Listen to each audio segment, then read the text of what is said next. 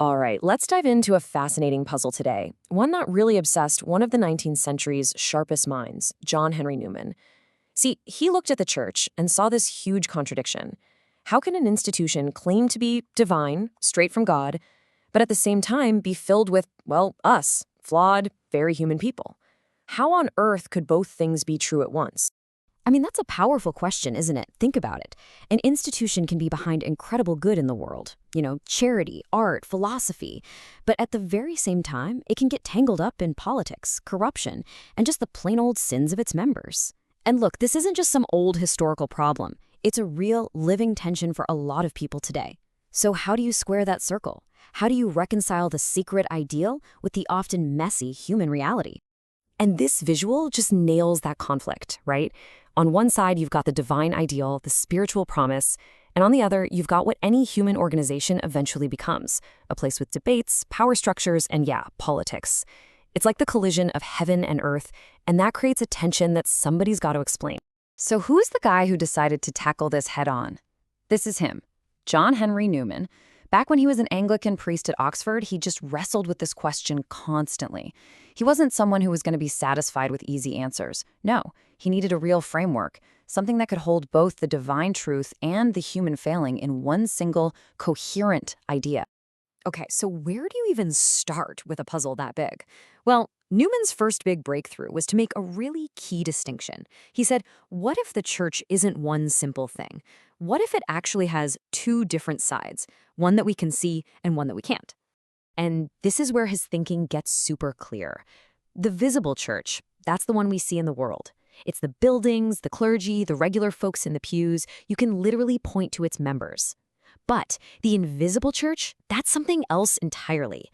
It's a spiritual reality, this communion of believers whose true membership is known only to God. It's held up by what Newman called unseen influences and gifts from heaven.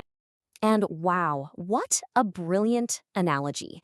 For Newman, these were not two different churches. Think about a curved line. From one side, it's concave. From the other, it's convex. But it is the same exact line. The visible and invisible church are just two ways of looking at the very same reality. And that right there, that's the heart of his argument. Newman was convinced that Scripture itself talks about one body, not two. So all the human flaws, the scandals, those belong to the visible church. But they don't erase the existence of the invisible church, that true spiritual core. They are, quite literally, two sides of the same coin. Okay, but that's just part one of the solution. If the church has a divine origin, how do you prove it? How do you connect the flawed, visible institution of today all the way back to its perfect founder? Newman knew he had to find a real, tangible, historical link. And he found that link in this idea of apostolic succession. The logic is actually pretty simple, but it's profound. So, step 1, Christ chooses the apostles. Step 2, the apostles, through the physical act of laying on of hands, ordain their successors. And in doing so, they pass on not just their teachings, but their spiritual authority. This creates this incredible, unbroken chain like a golden thread, stretching all the way back to the very beginning. And this quote from Newman just sums it all up perfectly. For him, the succession wasn't just a boring historical fact, it was a spiritual one. It was the guarantee that, despite all the time that's passed and all the failings of individuals, the church remains one single, continuous body, driven by the very same spirit it got at its founding. In this whole idea, this quality, it actually has a name, apostolicity. It's like a guarantee of authenticity. It means the church isn't just some club people started because they liked the same ideas. No, it's a specific, historical society founded by the apostles, carrying their mission and their authority straight through time. All right, so we've got these two big ideas on the table, the whole visible and invisible church thing, and this concept of apostolicity.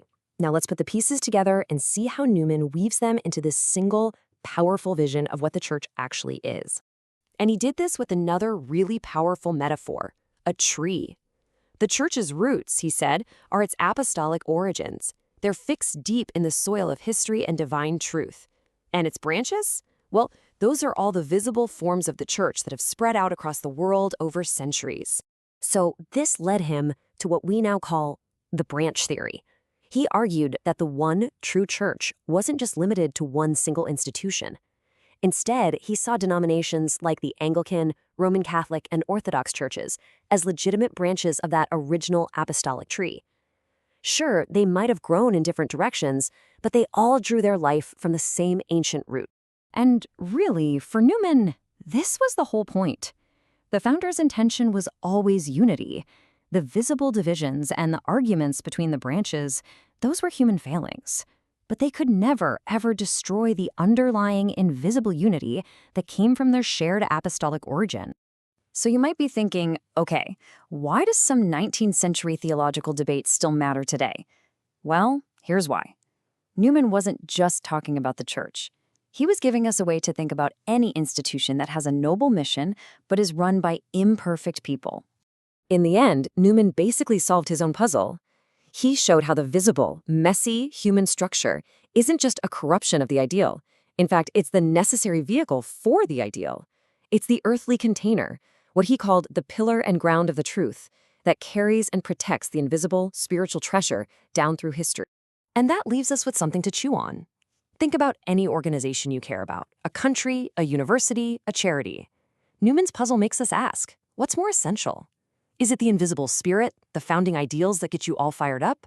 Or is it the visible structure, the rules and traditions that keep it all from falling apart? And maybe the real question is, can either one truly survive without the other?